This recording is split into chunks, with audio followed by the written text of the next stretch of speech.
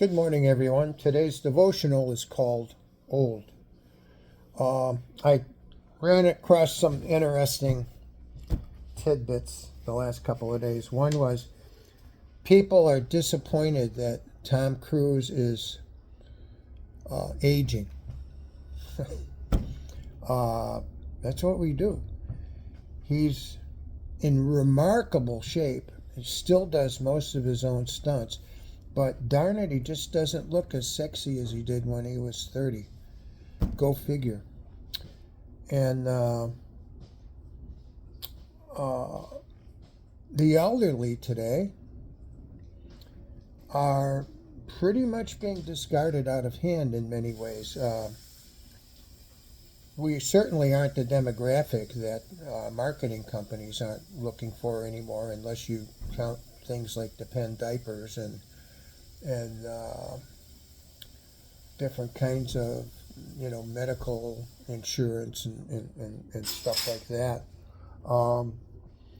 It's amazing. I see so many articles written where they show other celebrities and they say, you're not going to believe what this person looks like, and they show a picture of Helen Mirren when she was 25 and looked like a goddess, and well, she's my age, and she looks great for her age, but what is she supposed to look like? I think one of the silliest things I see is when men do the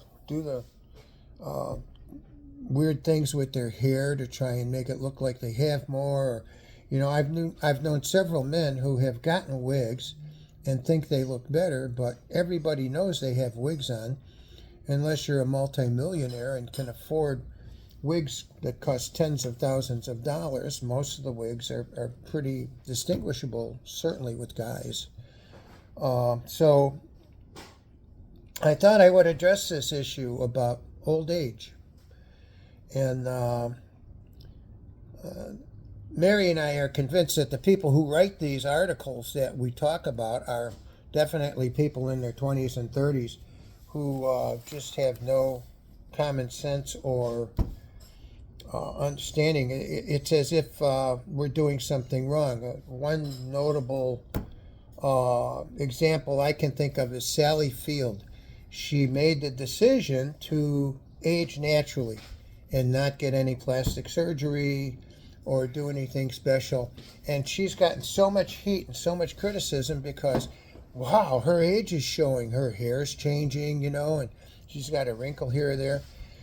People are just nuts. I mean, we have these silly, unbiblical standards of something that is fleeting. I had my day. I certainly got my licks in when I was in my prime, and I'm getting a lot of licks in now that's more age appropriate.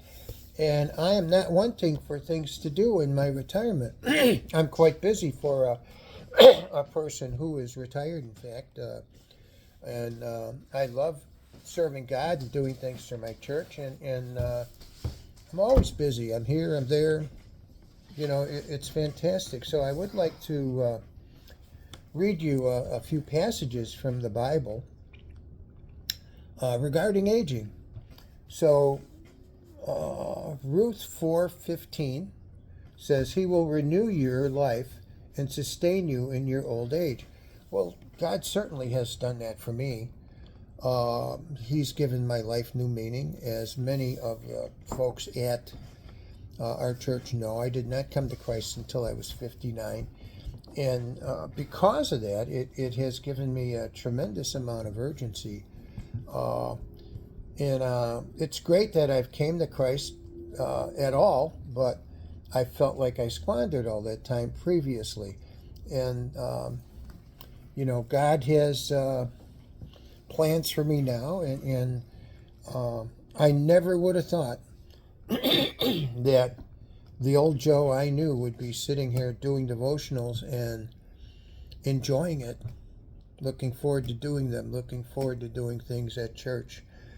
So God has given me a renewed purpose, and He's been faithful at that. I've got a list of things that are challenging for me as I age, but God seems to keep them at bay and allows me to do the things that He wants me to do. And I ask Him every day, point me where you want me to be and put the people in front of me you want me to talk to. And it's been fantastic. We have another verse here, Isaiah 40:31 says, "But those who hope in the Lord will renew their strength. They will soar on wings like eagles. They will run and not grow weary. They will walk and they will not be faint." I'm excited about church. I'm excited about having a mission. I pray to God every day. I'm here, I believe, on His time now, and I tell Him that every day when I pray, Lord, I am here on your time, not on mine. Point me in the direction you want me to go. Let me know how to serve you. Your will, not mine. I'm here. I'm ready. Let me know what you want me to do. Then we talk about honoring the elderly, which is it's always been an issue. But here we have Leviticus 19:32 that says, "Stand up in the presence of the elderly and show respect for the aged. Fear your God, I am the Lord." Elderly people do tend to get dismissed. People will ask us. People are always asking me for advice, and Mary too, and we sort of snicker at it because when they ask, they already know what they're going to do before they ask for the advice. I'm convinced that they ask enough people so that they get enough people to agree with them. So five out of 7 people will say do this, and they go, see, that's what I'm going to do now. The problem is all those other 5 people are probably young and have the same mindedness that the younger people who are asking for the advice have. And now I will say this in defense of what I'm talking about. When Mary and I first got married, we bought a brand new sports car. It was a small car. It was a 2-seater with little seats in the back, just big enough for kids. And Mary's dad criticized the car and saying, "This is useless. You need to buy a station wagon." And I said, "Dad, this is the only time we're going to be able to have a car like this. One day we're going to have our several minivans in a row," which we did, and that was true. But I have to tell you, by far, my favorite verse that I like about age is Psalm 71:17-19.